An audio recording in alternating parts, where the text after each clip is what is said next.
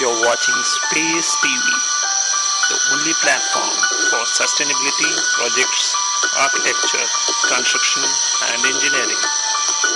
Watch Space TV from Vegas Media.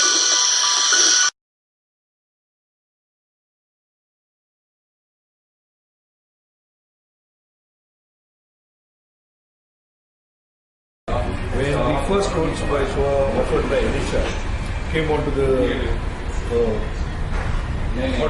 sector, and we thought that we were always a boiler manufacturer. We had loads of experience in a lot of other industries with a lot of other accessories. So we knew exactly what a hot mix plant is. And we could actually tap that opportunity to tie up with Linhoff and Lintec, which are one of the world leaders in this industry. And our first plants were sold in 1997 to Oriental. And we could actually see that the clients really loved the plant and accepted the technology. Our technology, we are technology-driven company. We are not just a company that is doing something stereotype for the years over years. We are very technology-driven. With the technology driven that we have, we are specifically into a very special technology which is completely different from all our competitors.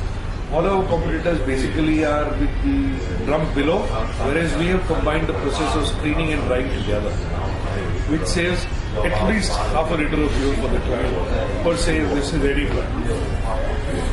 And that is where our strength lies, and we have kept refining that strength.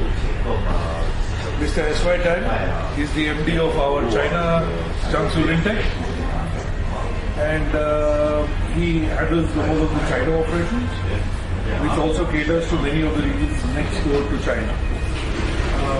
Similarly, there is the director from Lee.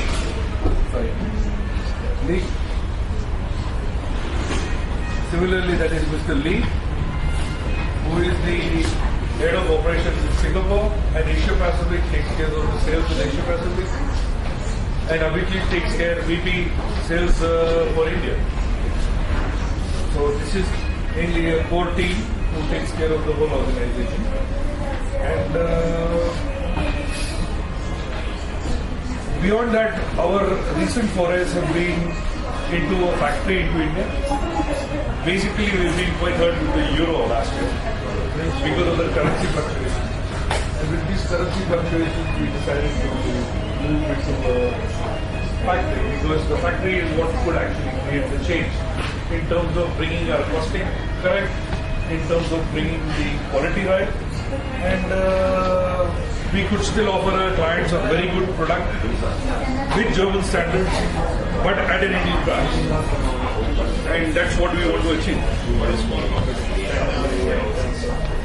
In terms of cost, I would say in terms of costing, once the factory is up, it will be the same. Costing? Costing. Allow me to say something about it. I believe that costing is one thing. The more important is we see the market in India. It is one of the world's largest markets. I mean, very promising, and it's an upcoming with thousands and kilometers of highway has to be built. So, and we also feel that eventually, to get into the market, you have to be localized, regardless of the costing. You have to be localized. The government of India will definitely protect the local industry. Where if we don't come in and work together, partner together with SDG, we have no future in India. That is for sure. We see that. And it's absolutely necessary to come into the market. This is point number one that besides costing. Then point number two is the Indian government. I strongly believe that in just year to come, definitely they will lay a lot of very high import duty to protect the local industry.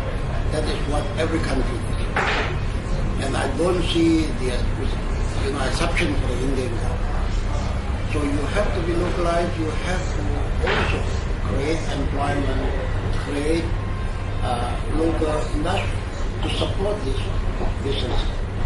So that is why it is important for us and together with STB to start the factory. So whatever you make in India will be only for India, or you will again look for global? No. Considering the cost arbitrage. Yes, then we come to the costing.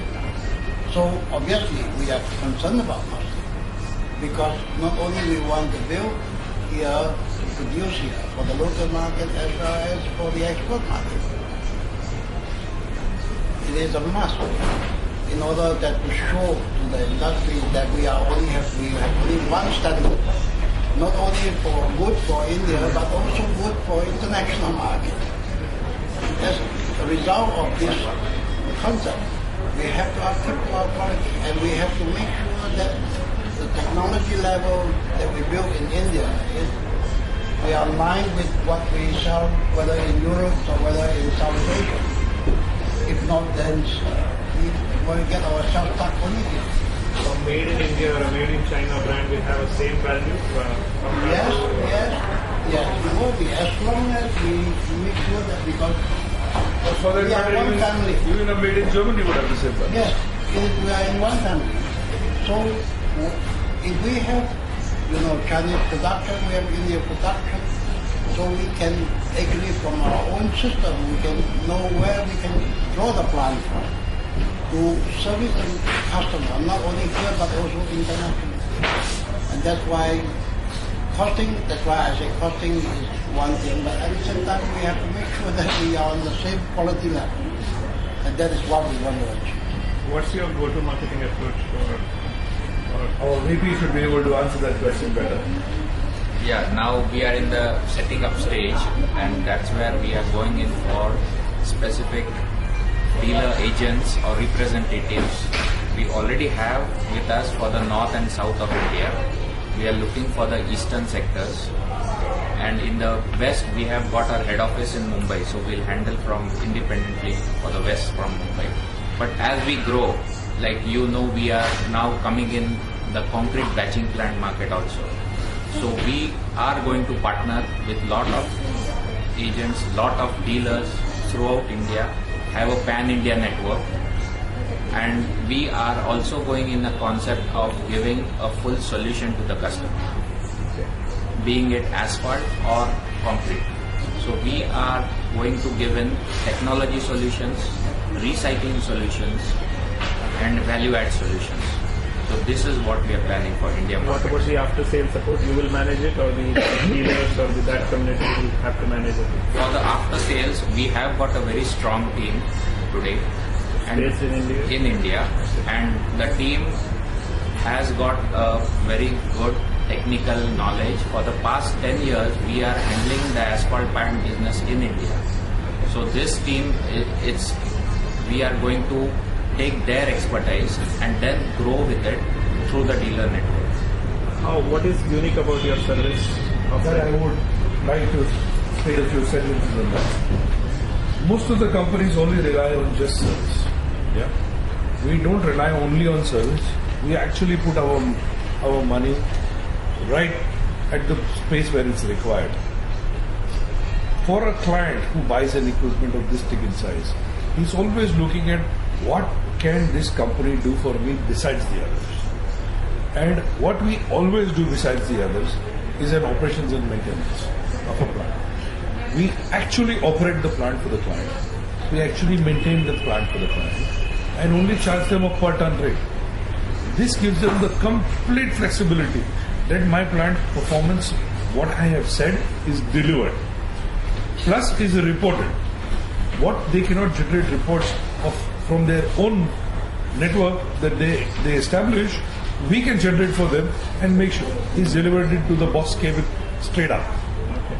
And it's all online. So this makes it a very, very good and exciting type of a business for us because we are actually proving our equipment the day we sell it.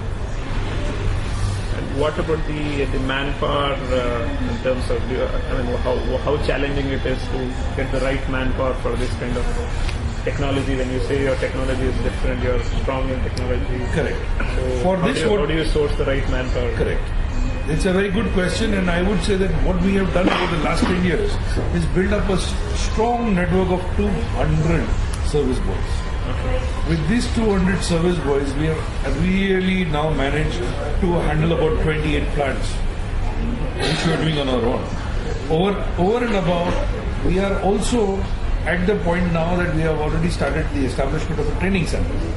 Once this training center is established, we will be offering continuously to all our clients and customers, as well as us, a training school. You buy a plant and you buy the team with it. So they don't need to worry whether they are going to get service or not. They're getting the same quality of reporting without having to really pay more. Our intention is to make sure that our client gets the right equipment and he is always at the benefit of it being running at the proven parameters. Last question, what's your future plan for next 2 years in terms of... Well, our first and most important target for us is to get the factory going, which we hope by the end of August we will be there.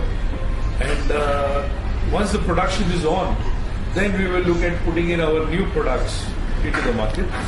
Our new products that we have already thought about. There is, I think there is one thing there with something here, which we are planning to, So we want to bring in the 80 ton per hour plant, which we think has a huge market in this country. This is the one we want to bring in. We want to bring in the mastic asphalt. If you have seen the bridges, people are always laying with their hands, with polluting the whole atmosphere on the bridge. This will all go. It will be a thing of history of the past. When we have a plant, we have a cooker, we have a paver. The guy goes, paves the whole bridge. 2 days the bridge is done and it's over. So it will make a huge difference. And third, we want to bring out these silos to store this as These are, and the last one is our concrete solutions, which is for consisting of our concrete batch plant, consisting of the truck mixers, consisting of the ice making, the replacement to ice for our dam projects with our Lintec brand. So these are so many things that are going on in our mind, but we cannot bring them all together. We have to bring them one by one in a phase one. I think within the whole family, the group of family, Germany, in Singapore, China, India, we have a lot of model, a lot of products. So I think in India, India have to digest one by one. Whenever they are ready, we are ready also to support them for the Thank you so much. Can I have your question?